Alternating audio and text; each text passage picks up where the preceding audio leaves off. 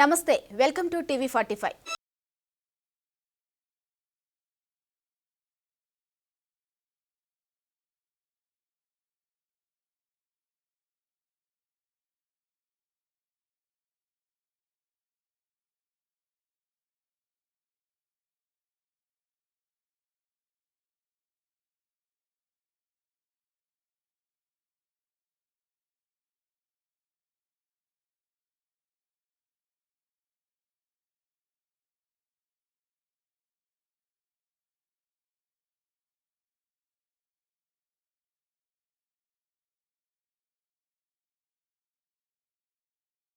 గత CM TDP వ్యవస్థాపకుడు నందమూరి తారక రామారావు శత జయంతి సందర్భంగా 100 రూపాయల విలువైన ఎన్టీఆర్ చిత్రంతో ఉన్న స్మారక నాణాన్ని రాష్ట్రపతి భవన్లో సాంస్కృతిక కేంద్రంలో రాష్ట్రపతి ద్రౌపది ముర్ము విడుదల చేశారు. అనంతరం ఎన్టీఆర్కు నివాళులర్పించారు. ఈ సందర్భంగా ఆమె ప్రసంగిస్తూ భారత చలనచిత్ర రంగం పురోగతిలో ఎన్టీఆర్ పాత్ర అత్యంత కీలకమని చెప్పారు. కృష్ణుడు, రాముడు వంటి పాత్రలతో ఆయన ప్రజల్లో చెరగన ముద్ర వేశారని కొనియాడారు. రాజకీయాల్లో సైతం ఎన్టీఆర్ ప్రత్యేకతను చాటుకున్నారని చెప్పారు. పేద ప్రజల ఉన్నతి కోసం ఆయన ఎంతోగానే తపించారని తెలిపారు. ఈ కార్యక్రమానికి టీడీపీ అధినేత చంద్రబాబు సహా ఎన్టీఆర్ కుటుంబ సభ్యులు హాజరయ్యారు.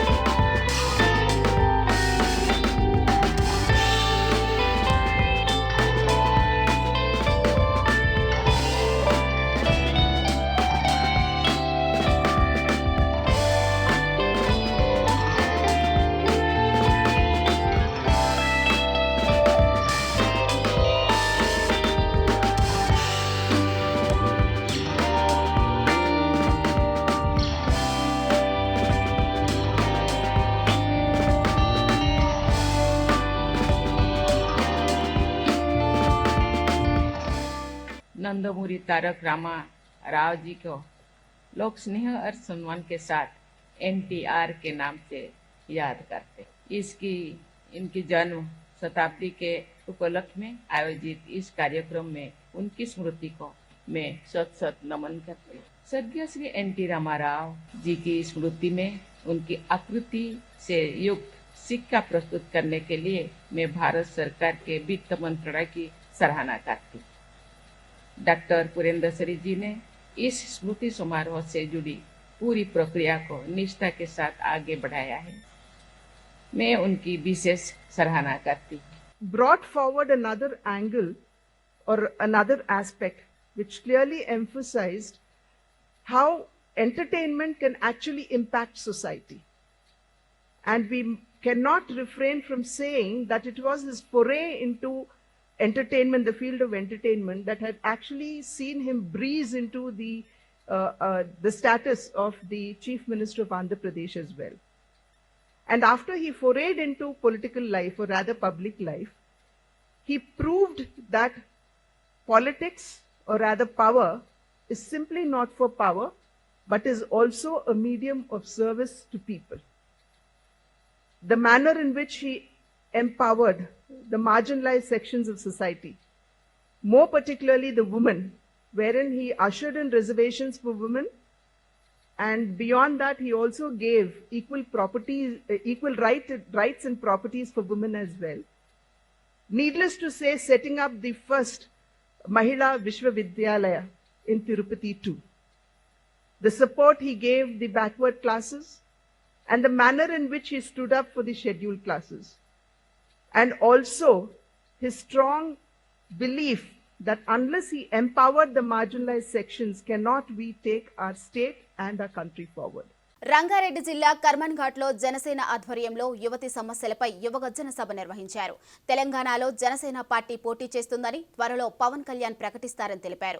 ఎల్బీ నగర్ జనసేన పార్టీ నియోజకవర్గ ఇన్ఛార్జ్ సాయి శిరీష మాట్లాడుతూ ప్రతి రాజకీయ పార్టీలు యువతని అవసరానికి వాడుకుంటున్నారని, జనసేన పార్టీ మాత్రం యువతకు రాజ్యాధికారం తెచ్చే విధంగా చేస్తుందని అన్నారు. వచ్చే ఎన్నికల్లో తెలంగాణలోని 30 స్థానాల్లో జనసేన పార్టీ పోటీ చేస్తుందన్నారు. తెలంగాణ యువతను రాష్ట్ర ప్రభుత్వం మర్చిపోయిందని, యువత మత్తు పదార్థాలకు గంజాయికి బానిసగా మారారని, యువతని మార్చటమే జనసేన లక్ష్యమని ఆమె పేర్కొన్నారు.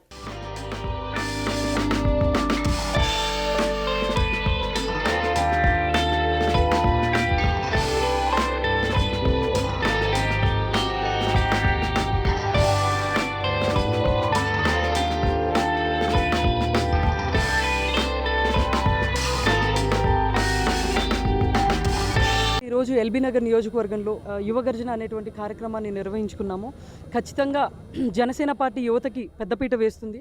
రానున్న రోజుల్లో యువత భవిత కోసం జనసేన పార్టీ ఎటువంటి స్టాండ్ తీసుకుంటుంది, నీళ్లు నిధులు నియామకాలు అనేటువంటి తెలంగాణ అనే ప్రత్యేక రాష్ట్రం ఏర్పడిందో ఈ రోజున నిజంగా ఆ యొక్క పరిస్థితులు ఉన్నాయా? యువత ఖచ్చితంగా ఆనందంగా ఉన్నారా? యువతకి చెందాల్సినటువంటివన్నీ చెందుతున్నాయా? అదేవిధంగా విద్యార్థులకు రావాల్సినటువంటి ఫీజు రియంబర్స్మెంట్లు కానివ్వండి, అదేవిధంగా వాళ్ళకి రావాల్సిన స్కాలర్షిప్స్ కానివ్వండి, నోటిఫికేషన్స్ కానివ్వండి, కేవలం ఇన్ని సంవత్సరాల్లో ఇవ్వనటువంటి నోటిఫికేషన్స్ ఎలక్షన్ ఇయర్ అని చెప్పి కేవలం ఈ యొక్క ఇయర్లోనే అన్ని వేల నోటిఫికేషన్లు ఇవ్వాల్సిన అవసరం ఏముంది? అది కూడా నోటిఫికేషన్లు ఇచ్చిన తర్వాత కొంత యువత ఆనందానికి గురైన మరుక్షణమే పేపర్ లీకేజ్ వల్ల యువత అంతా కూడా భయభ్రాంతులకు గురవడం జరిగింది. వాళ్ళ యొక్క భవిష్యత్తు ఎలా ఉంటుందో తెలియట్లేదు. అసెంబ్లీ సాక్షిగా ఏదైతే 13,000 పైచిలుకు పోస్టులు అనౌన్స్ చేశాం, డిఎస్సివి మేము విడుదల చేయబోతున్నాం అని చెప్పినటువంటి పరిస్థితుల్లో ఈ రోజున ఎలక్షన్స్ని దృష్టిలో పెట్టుకుని 5,000 పైచిలుకు పోస్టులను మాత్రం అనౌన్స్ చేశారు. ఎందుకు అలా చేయడం జరుగుతుంది? ఇది ఏదైతే ఎగ్జామినేషన్ జరిగి స్క్రీనింగ్ ఇదంతా జరగాలి అని అంటే ఖచ్చితంగా అది జనవరి ఫిబ్రవరికి వెళ్ళిపోతుంది. అంటే కేవలం మీ ఎలక్షన్స్ కోసం వెలబుచ్చుకోవడం కోసం మాత్రమే యువతను మభ్యపెడుతున్నారా? 2023న ఖచ్చితంగా 30 నుంచి 32 స్థానాలు పోటీ చేస్తుంది. అందులో ఎల్బీ నగర్ ఒకటి. అదేవిధంగా అనేక సమస్యల మీద పోరాటాలు చేసుకుంటూ మేము ముందుకు వస్తున్నాం. ఎందుకంటే సమస్య వచ్చినప్పుడు ఆ సమస్యని పరిష్కరించే మార్గంలో జనసేన పార్టీ ముందుంటుంది. ఇక్కడ మేడం చెప్పినట్టు, శిరీష గారు చెప్పినట్టు అనేక సమస్యల మీద, ఎందుకంటే మొన్న లక్ష్మి అనే మహిళ మీద ఏ రకంగా అయితే ఈ జరిగిందో అది మీకు తెలిసిన విషయమే. ఎందుకంటే మళ్ళీ దాన్ని నేను చెప్పడం భావం కాదు. ఎందుకంటే అటువంటి సమస్యల మీద పోరాటం చేస్తున్న శిరీష గారికి ఈ కాన్స్టిట్యున్సీలో డ్రగ్స్, గంజాయికి, మత్తు పదార్థాలకు అలవాటు పడిపోయిన యువతని మార్చాలి. అది పోలీస్ శాఖ వారి చేతిలో ఉంటుంది. దయచేసి అర్థం చేసుకొని ఇక్కడ కూడా వాళ్ళ మీద ఎవరైతే సప్లై చేస్తున్నారో, సప్లై చేసిన వాళ్ళు కాకుండా అదేవిధంగా గంజాయి తీసుకునే వాళ్ళ మీద కూడా పీడీ యాక్ట్ కేసులు నమోదు చేయాలని జనసేన పార్టీ ద్వారా తెలియపరుస్తున్నా. ఇక డిప్లొమా 2వ సంవత్సరం చదువుతున్న ఆంజనేయులు కనిపించకుండా పోయాడు. తన ఆచూకీ కోసం బ్రిలియంట్ కాలేజ్ యాజమాన్యం డ్రోన్లతో వెతికే పనిలో పడ్డారు. కాలేజీ చుట్టుపక్కల ప్రాంతాల్లో పూర్తిగా డ్రోన్లతో వెతికినా ఇప్పటి వరకు తన ఆచూకీ లభించలేదన్నారు. వారి కుటుంబ సభ్యులకు, పోలీసులకు పూర్తిగా సహకరిస్తున్నామని కళాశాల యాజమాన్యం తెలిపారు. మిస్సింగ్కి 2 రోజుల ముందు నుంచి ఆంజనేయులు డిప్రెషన్లో ఉన్నట్టు తెలిపారు. 4 సబ్జెక్టులలో ఫెయిల్ అవడంతో తన పేరెంట్స్కు తెలిస్తే బాధపడతారని తన స్నేహితులతో చెప్పుకున్నట్లు తెలుస్తుంది. హాస్టల్ నుండి వెళ్లే సమయంలో వార్డెన్ నుండి నగదు తీసుకొని వెళ్లినట్లు కళాశాల యాజమాన్యం తెలిపారు.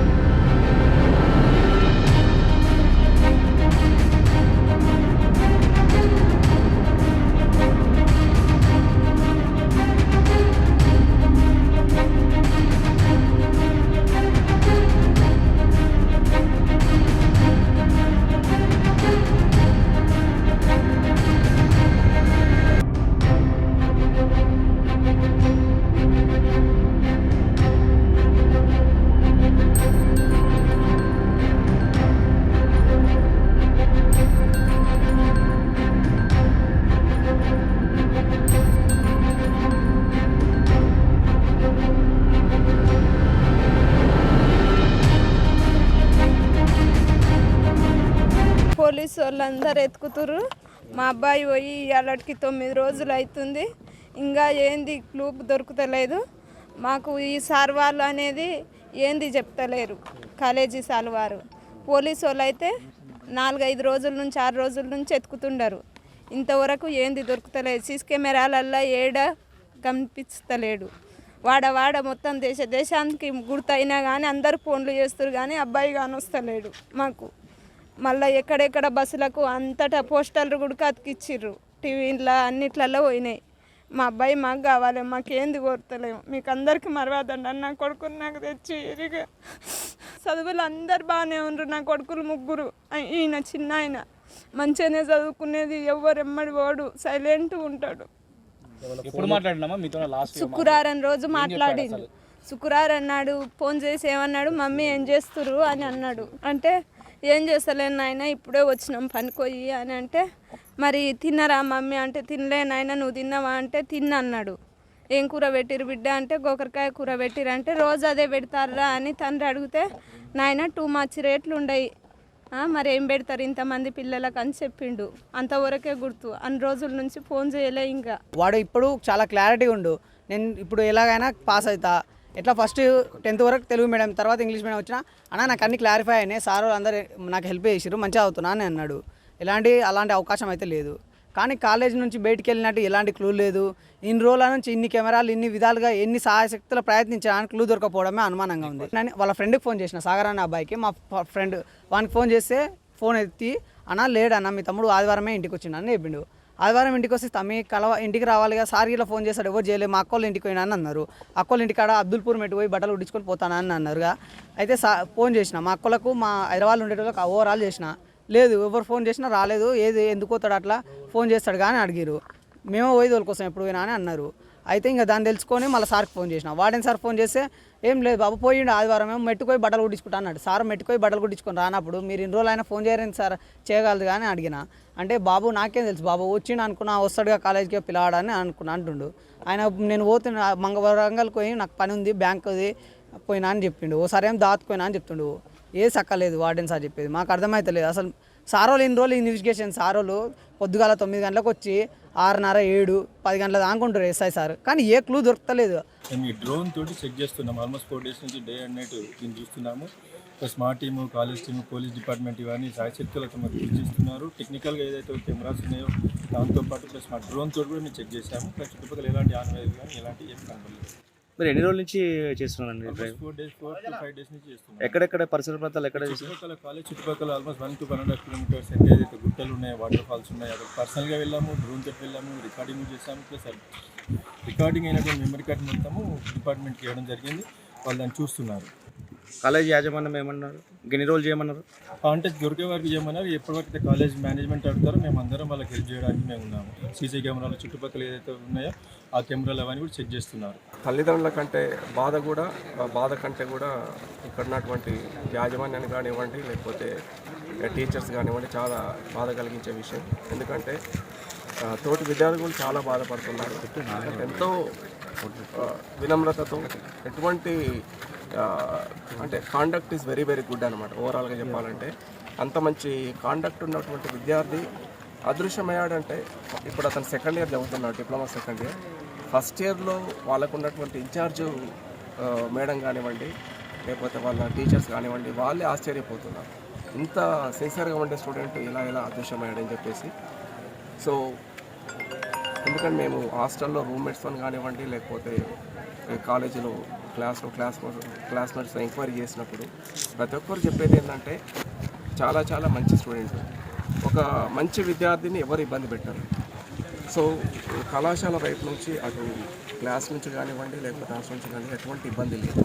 ఇక 33వ సౌత్ జోన్ అథ్లెటిక్ ఛాంపియన్షిప్ క్రీడా పోటీలు సెప్టెంబర్ 14 నుండి 17 వరకు హనుమకొండ జేఎన్ఎస్ గ్రౌండ్లో జరగనున్నాయని ప్రభుత్వ చీఫ్ విప్ దాసెం వినయ్ భాస్కర్ అన్నారు. ఈ క్రీడల్లో జాతీయ, అంతర్జాతీయ క్రీడాకారులు దాదాపు 1100 మంది క్రీడాకారులు ఇందులో పాల్గొంటారని తెలిపారు. హైదరాబాద్ తర్వాత ఓరుగల్లు క్రీడలకు పెద్దపీట వేస్తుందని ప్రభుత్వ చీఫ్ విప్ తెలిపారు. అనంతరం క్రీడా పోస్టర్ను ఆవిష్కరించారు. ఈ కార్యక్రమంలో కూడా చైర్మన్ సుందర్రాజ్, గ్రంథాలయ చైర్మన్ అజీజ్ ఖాన్, ఎర్రబల్లి రాజేశ్వరరావు, ముగాల కుమార్ యాదవ్ పాల్గొన్నారు.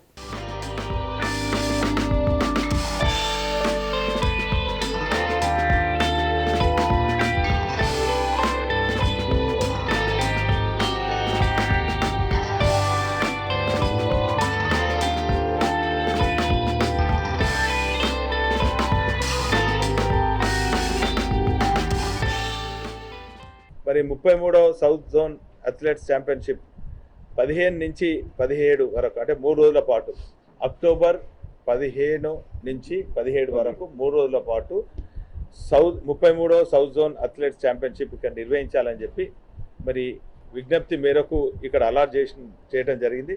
వారికి అలాట్ చేసినందుకు మరి నేషనల్ ఉన్నటువంటి వాళ్ళందరికీ కూడా కృతజ్ఞత తెలియజేస్తున్నాను.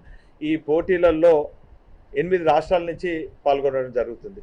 అది ఆంధ్రప్రదేశ్, తెలంగాణ, కర్ణాటక, తమిళనాడు, కేరళ, గోవా, పాండుచేరి, అండమాన్, లక్షద్వీప్ 8 రాష్ట్రాల నుంచి సుమారు 1100 మంది క్రీడాకారులు పాల్గొనబోతున్నారు. ఇందులో 100 మంది అంతర్జాతీయ క్రీడాకారులు కూడా పాల్గొనబోతున్నారు. అదేవిధంగా టెక్నికల్ అఫీషియల్స్ కూడా ఒక 100 మంది, 8 రాష్ట్రాల నుంచి 1100 మంది క్రీడాకారులు, అందులో 100 మంది చెప్పుకోదగ్గటువంటి అంతర్జాతీయ క్రీడాకారులు కూడా పాల్గొనటం నిజంగా ఒక వరంగల్ బిడ్డగా మనం అందరం కూడా గర్వపడవలసినటువంటి బాధ్యత మన సమయం సందర్భం ఇది. ఇక టీడీపీ అధినేత చంద్రబాబు ఆ పార్టీ నాయకులపై డిప్యూటీ సీఎం నారాయణ స్వామి తిట్ల పురాణం అందుకున్నారు. తిరుపతి జిల్లా నాగలాపురం మండలంలోని ప్రభుత్వ ప్రాథమిక ఆరోగ్య కేంద్రాన్ని ఎమ్మెల్యే ఆదిమూలం చేతుల మీదుగా లాంఛనంగా ప్రారంభించారు. ఈ సందర్భంగా డిప్యూటీ సీఎం మాట్లాడుతూ చంద్రబాబు లోకేష్ అయ్యన్న పాత్రుడిపై ఫైర్ అయ్యారు. ఏకవచనంతో విరుచుకుపడ్డారు. చంద్రబాబు కోట్లను అడ్డం పెట్టుకొని రాష్ట్రంలో కుట్రలు చేస్తున్నట్లు ఆరోపించారు. చంద్రబాబు ఆగడాలను చూస్తూ ఊరుకోకూడదని, చంద్రబాబును టీడీపీని చీల్చి చెండాలాడని నేతలకు పిలుపునిచ్చారు.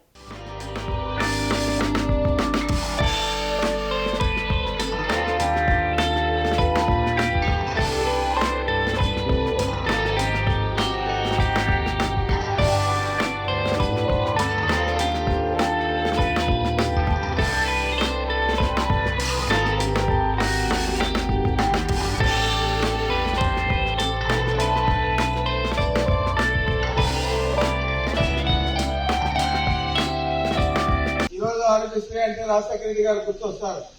ఈ రోజు అమ్మఒడి అంటే జగన్మోహన్ రెడ్డి గారు గుర్తొస్తాడు.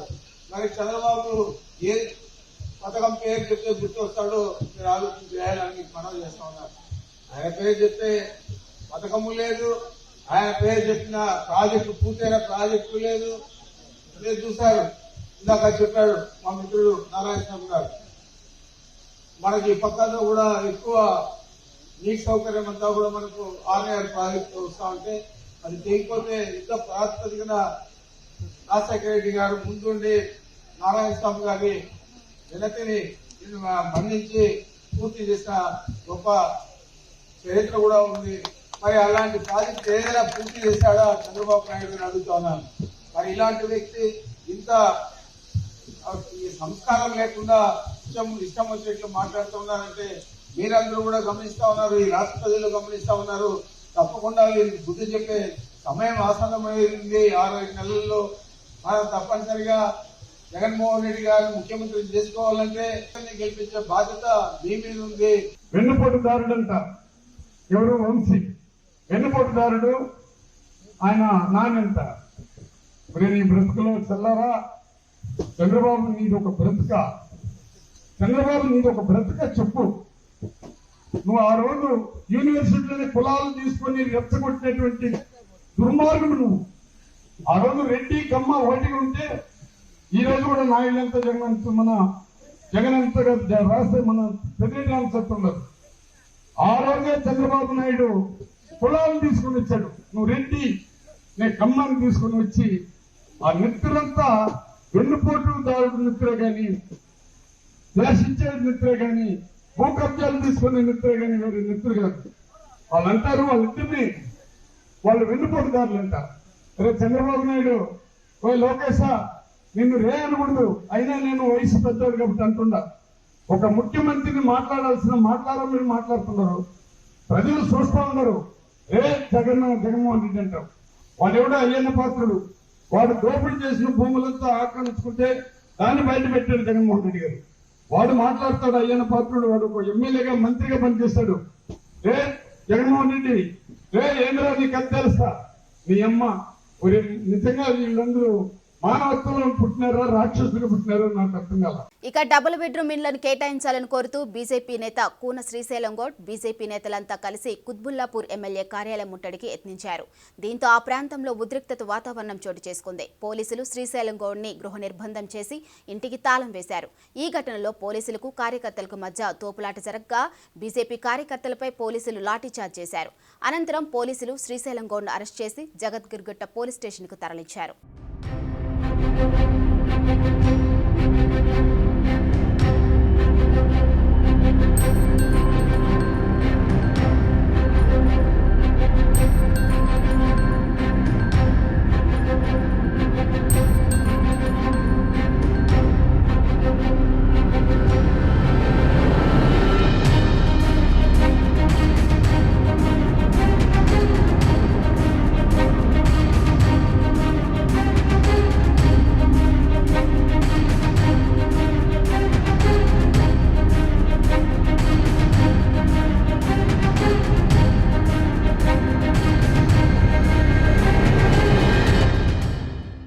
వారంతా ఐఏఎస్కు ఎంపికయ్యారు. శిక్షణ నిమిత్తం ఉమ్మడి ఆదిలాబాద్, నిర్మల్, పెంబి మండలంలోని పలు ప్రాంతాలను సందర్శించారు.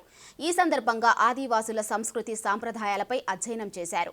వారితో కలిసి గుస్సాడి నృత్యాలను చేశారు. అనంతరం వారి అనుభూతిని పంచుకున్నారు. పెంబి పరిసరాల్లో పర్యటించడంపై తమ అనుభూతుల్ని పంచుకున్నారు. ప్రభుత్వ పథకాలు అమలుపై క్షేత్రస్థాయిలో పరిశీలించారు. ఉదయం నుండి సాయంత్రం వరకు ప్రజలతో మమైకమై వారి అధ్యయనాన్ని కొనసాగించారని నిర్మల్ జిల్లా collector Varun Reddy trainee IAS అధికారులకు పలు వివరాలను తెలియజేశారు.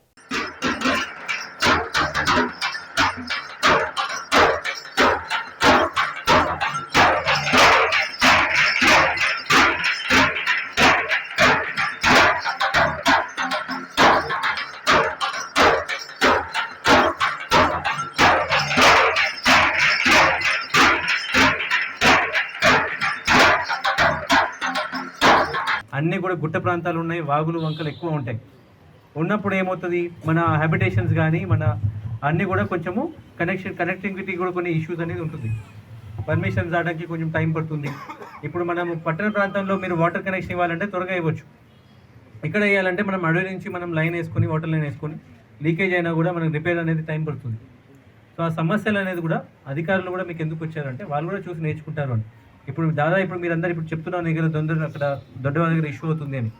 అవన్నీ కూడా ఇప్పుడు ఎందుకు వస్తున్నాము, ఇప్పుడు అధికారులు ఇక్కడ మీ గ్రామానికి ఎందుకు వస్తున్నారు, ఇక్కడ గిరిజనులు ఉన్నారు, గిరిజనుల యొక్క సాంప్రదాయం ఎట్లా ఉంటుంది, కల్చర్ ఎట్లా ఉంటుంది, తర్వాత ఇటువంటి ప్రాంతాలలో తర్వాత ఫ్యూచర్లో వాళ్ళే ఇక్కడ మీకు అధికారులుగా వస్తారు. అధికారులు వచ్చి వాళ్ళు మీకోసం పనిచేస్తారు. సో పని చేసినప్పుడు మనకి ఎటువంటి సమస్యలు ఉంటాయి అనేది ఇప్పుడు నేర్చుకున్నప్పుడే వాళ్ళు తర్వాత వచ్చి మీకోసం ఇంకా బాగా పనిచేస్తారు. సో మీకు ఎటువంటి సమస్యలు ఉన్నాయేమన్నా ఉన్నా కూడా వాళ్ళకి చూపించండి. మీరు గ్రామాలలో మీతో పాటు వాళ్ళు గ్రామాలకు వస్తారు. ఇటు చుట్టుపక్కల అన్నీ కూడా మనకి ట్రైబల్ గ్రామాలు ఉన్నాయి. ఇటు పసుపల, ఎట్కేల్ కానీ, గుమ్మెన కానీ, ఇటు పక్కనే మనకి వేణునగర్ ఉంది, పీవీటీజీ హ్యాబిటేషన్స్ ఇవన్నీ కూడా ఉన్నాయి. ఇక వచ్చే ఎన్నికల్లో ఎమ్మెల్యే జోగురామన్న అవినీతి పాలనకు చరమగీతం పలుకుతామని కాంగ్రెస్ రాష్ట్ర నాయకుడు కంది శ్రీనివాసరెడ్డి అన్నారు. ఆదిలాబాద్ అసెంబ్లీ నియోజకవర్గం నుండి బరిలో దిగేందుకు కాంగ్రెస్ టికెట్ కోసం దరఖాస్తు చేసుకుని జిల్లా కేంద్రానికి విచ్చేసిన కందికి కాంగ్రెస్ పార్టీ శ్రేణులు గజమాలతో ఘనస్వాగతం పలికారు. అనంతరం జిల్లా నాయకులకు, కార్యకర్తలకు పార్టీ బలోపేతానికి తన గెలుపుకై దిశానిర్దేశం చేశారు. అంతా కలిసికట్టుగా పనిచేస్తే గెలుపు తథ్యమన్నారు. తామంతా ఒకే కుటుంబమని, జోగురామన్న ఓటమే లక్ష్యంగా కలిసి పనిచేస్తామని స్పష్టం చేశారు.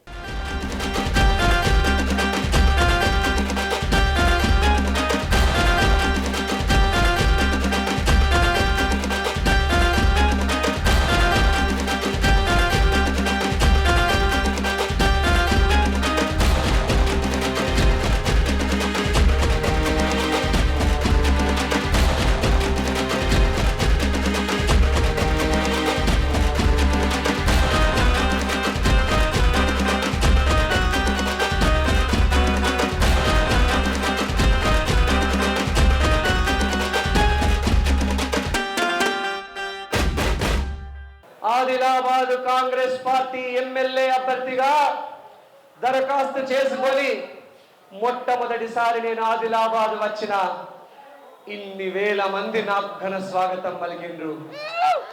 కాంగ్రెస్ పార్టీ కార్యకర్తలారా, ఏమిచ్చి మీ రుణం తీర్చుకోగలుగుతా? నా చర్మం ఒలిసి మీకు చెప్పులు కుట్టించిన రుణం తీరలే. కాంగ్రెస్ పార్టీ కార్యకర్తలారా, మీ కాలికి ముళ్ళు గుచ్చుకుంటే నా పంటి తోరిస్తా. మీకే కష్టం వచ్చినా నేను ఆదుకుంటా. కాంగ్రెస్ పార్టీ కార్యకర్తలు కాదు నాకు, కాంగ్రెస్ పార్టీ నా కుటుంబం. ఈ గజతంగ జోగురామన్న ఎమ్మెల్యే అభ్యర్థి ప్రకటించిండ్రు బీఆర్ఎస్ వాళ్ళు. 50,000 మెజార్టీతో జోగురామన్నని ఓడగొట్టాలి. సిద్ధంగా ఉన్నారా? కాంగ్రెస్ పార్టీ కార్యకర్తలు తలుసుకుంటే జోగురామన్న గద్దె మీద ఉంటాడా? ఆదిలాబాద్ నుంచి పారిపోతాడు. ఇక ఇవి బులెటిన్ అప్డేట్స్. చూస్తూనే ఉండండి టీవీ 45.